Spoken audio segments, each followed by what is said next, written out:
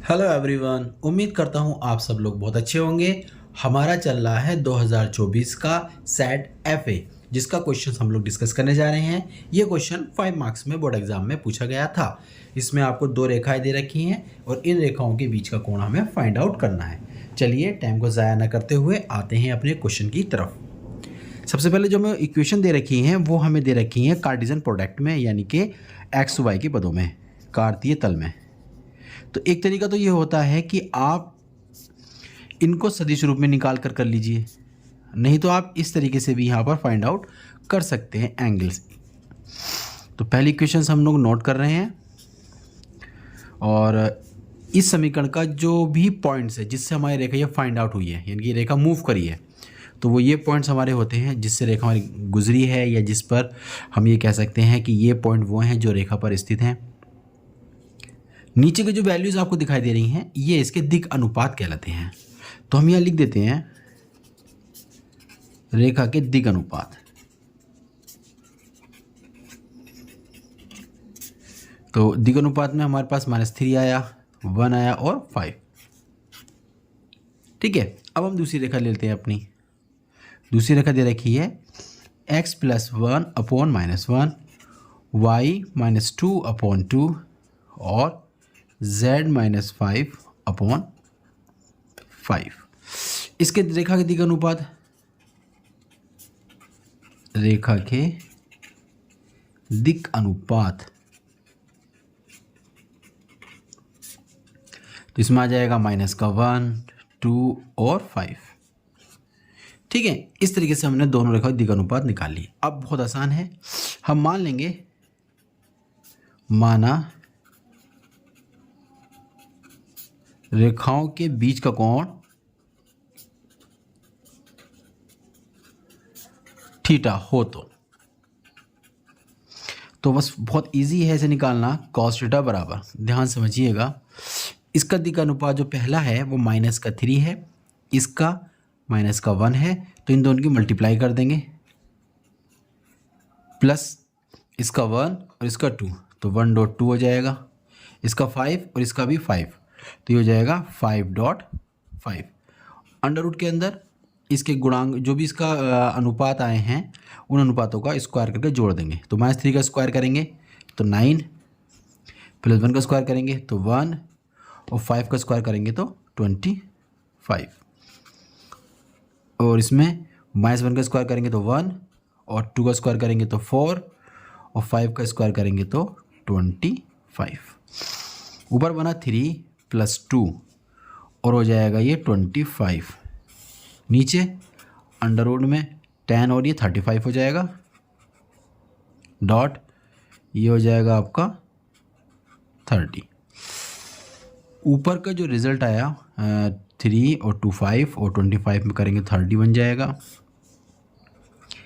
नीचे आपका 35 रूट के अंदर है और इधर ये 30 रूट के अंदर है।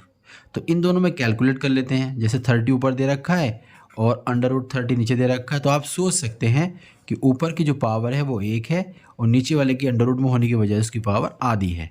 तो हमारे पास 30 की पावर बचेगी आधी। आधी का मतलब वो भी ऊपर वाली, इसका मतलब होता है अंडर रूट में, तो ऊपर चला जाएगा हमारा 30 अंडर रूट में, नीचे बचा हमारे पास अंडर रूट में 35। थोड़ा सा ऐसा करते हैं, दोनों में जो है ना रूट है एक साथ है, तो इन्हें एक साथ ले सकते हैं आप लोग। तो 30 हो जाएगा और नीचे आ जाएगा 35, और ये दोनों 5 के टेबल में आते हैं, तो 5 छिक्का 5 सत्ते, तो इस तरीके से रिजल्ट बन गया आपका 6/7 ओवर स्क्वायर रूट। तो यहाँ से हम लिख देंगे cos थीटा का मान आ गया 6/7 अंडर रूट के अंदर। हम लोग को थीटा निकालना था, तो थीटा बराबर हो जाएगा cos इनवर्स 6/7। इस तरीके से आपने इसका इन दोनों रेखाओं के बीच का कोण फाइंड आउट कर लिया। एक तरीका तो ये था।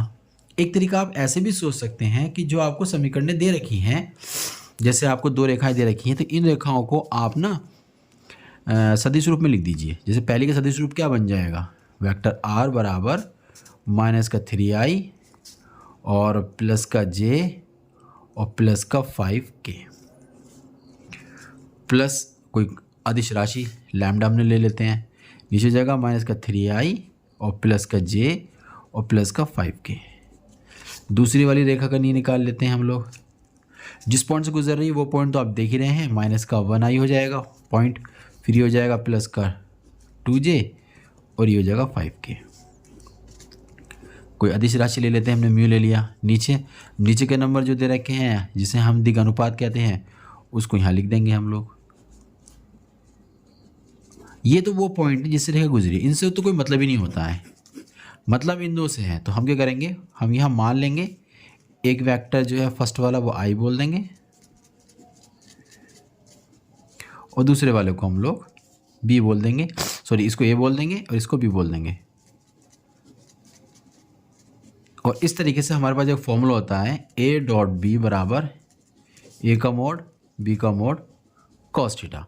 इसके अंदर अप्लाई कर देंगे तो cos थीटा बराबर ये दोनों इसके अपोन में चले जाएंगे, यानी कि दोनों का वेक्टर्स इस तरीके से यानी cos थीटा हो जाएगा। तो cos थीटा बराबर कितना आ जाएगा,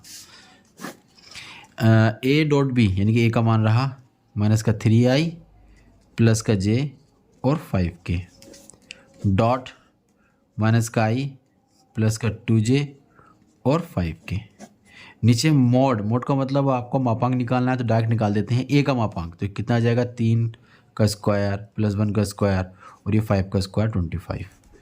ऐसे ही नीचे करेंगे 1 का स्क्वायर 1, 2 का स्क्वायर करेंगे तो 4, 5 का स्क्वायर करेंगे तो 25 हो जाएगा। तो cos थीटा का जो रिजल्ट बनेगा वो आपके लिए बना माइनस का 3i है यहाँ पर, प्लस का i है, i के गुणांक से करते हैं, g के गुणांक की j के गुणांक से करते हैं और k वाले की k से करते हैं। तो ये हो जाएगा 25, नीचे आ जाएगा 10 और ये हो जाएगा 35, ये हो जाएगा 5 और ये 25, तो हो जाएगा कुल मिलाकर 30। तो ऊपर का जो रिजल्ट्स आपके सामने आया वो आ गया 30 और नीचे आ गया अंडर रूट में 35 डॉट इतना। देखना यही तो रिजल्ट यहाँ पर बना था। इसका मतलब ये है कि हम इस सवाल को इस तरीके से भी कर सकते हैं। उम्मीद करता हूँ ये दोनों तरीके आपकी समझ में आ गए होंगे। हम लोग मिलते हैं एक नए लेक्चर के साथ।